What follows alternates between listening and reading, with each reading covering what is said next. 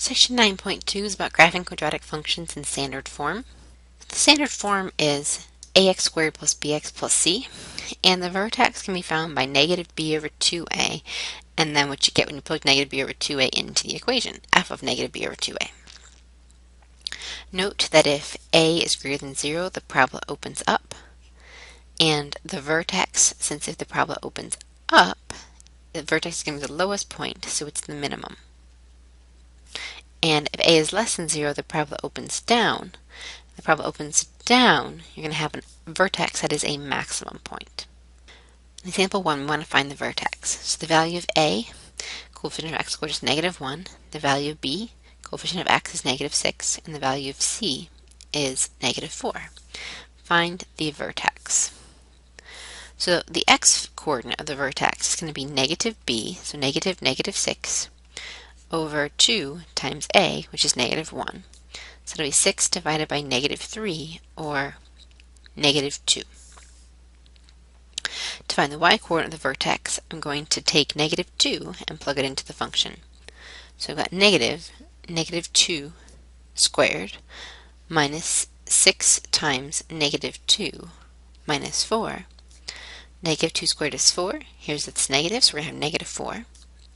-6 times -2 will be positive 12 minus 4, so we're going to get 4.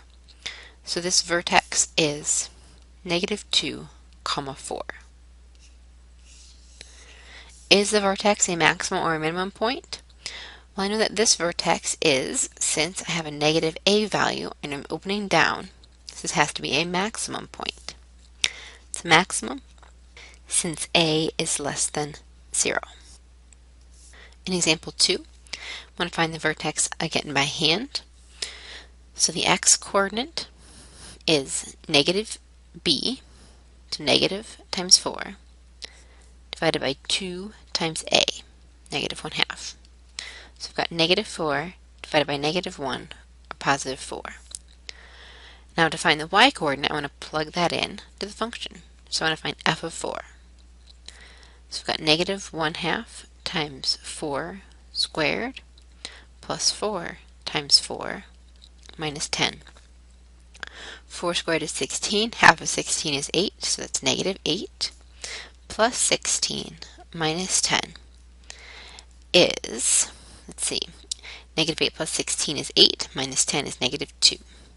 So the vertex is 4, -2. Is the vertex a maximum or a minimum? Okay, again, we have a less than 0. So since a is less than 0, it's going to open down. So this is going to be a maximum. Alright, so I want to graph this one. I want to place the vertex in the middle of the table and find a couple points on either side. Remember that the vertex was 4, -2. Let's put 4, -2 in the middle of the table here. And I find a couple points on either side. Now, because I have a coefficient of 1/2, I want to only choose even x values so that I'll be able to evenly reduce this by 1/2.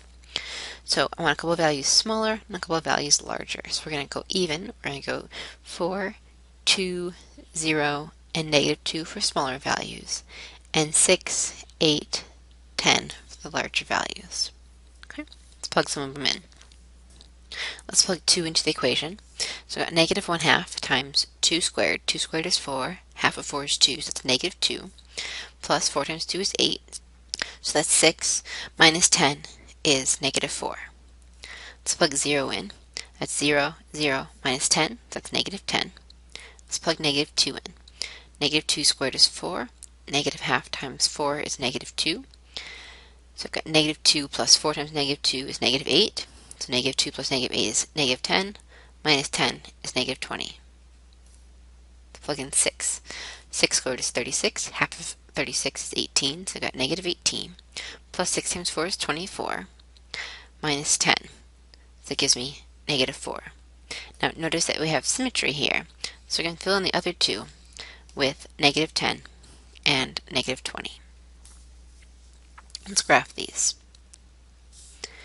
-2, -20, 0, -10, 2, -4, 4, -2, 6, -4, 8, -10, and 10, -20, and connect them for our parabola. The domain of this parabola is going to be all the x values, so you can plug anything in. Not all of them are going to be integer valued, but that's okay. The domain is -infinity to infinity. And the range is going to be all the negatives again up until the highest y value, and the highest y value is -2. So the range is going to be -infinity to -2 square bracket. Let's go to the next page. Okay, so f of t is the number of wildfires in thousands, t years since 2000. So we have some data here. Is it best to use a linear function or a quadratic function to model this data? Explain. A linear function would be okay for the first couple of points, but it would completely miss the turning that happens over at the end. So a quadratic model is going to be the better type of model to use for this data. And the reason is, again, that the data changes from decreasing to increasing. It's got a turning point, so a quadratic model is going to model that data the best. All right, we want to verify that this quadratic model, f of t, fits the data well. Okay, so we're going to need to use our calculator. And the first thing to do is get the data entered. So we're going to be able to see the scattergram on the calculator screen. So go to your calculator and go to the Stat Edit menu. If you have any previous lists in there, make sure you clear those out. And then enter the new data. We're going to be starting with years since 2000. So you're going to enter 0, 1, 2, 3, 4, 5, 6, 7 for the x column and those values for the y column. Once you have all of your data entered, we're going to want to go to the y equals menu and then enter the function so that we can verify that this function models the data well. So we're going to enter this equation.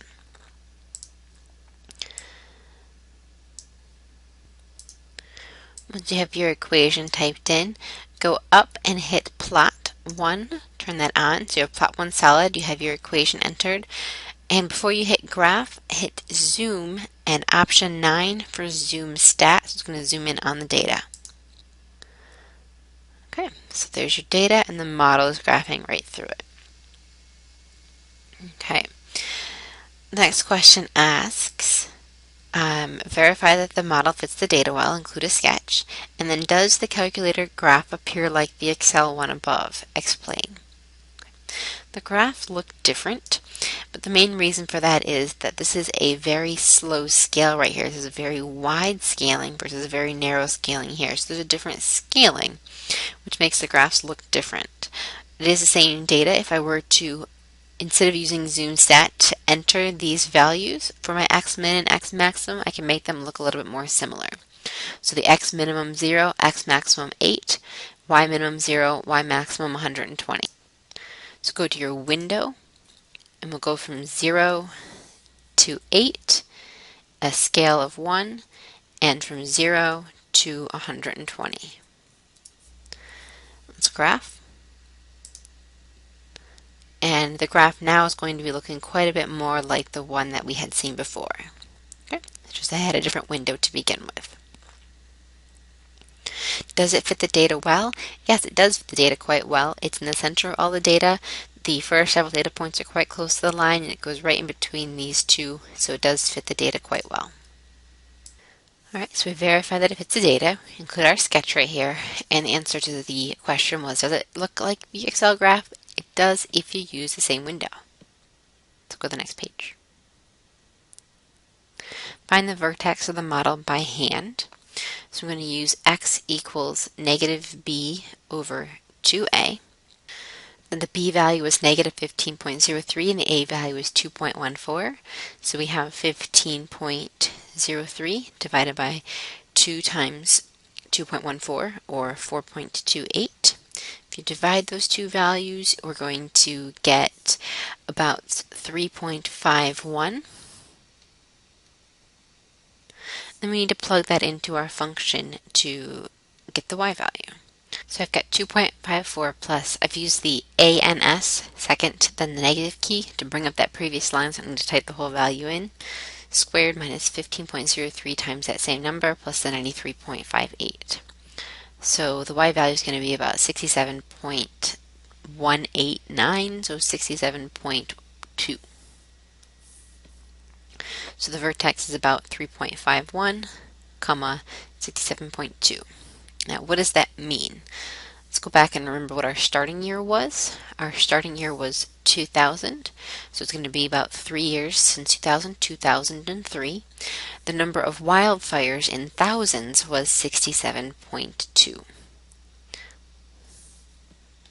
So in 2003, there were 67.2 thousand wildfires. I'm going to verify the result using the calculator. So I'm going to use my sketch. I'm going to go back to my graph and find the vertex. So I'm going to go second to calculate, second to trace to calculate. My vertex is a minimum, so I'm going to use option 3.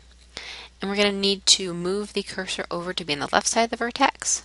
It's asking for the left bound, so let's go on the left, and then back over until you know that you're on the right of it.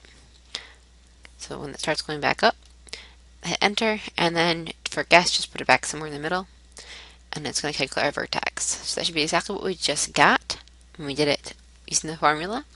So our vertex is 3.51, comma 67.2. And that's it for this section.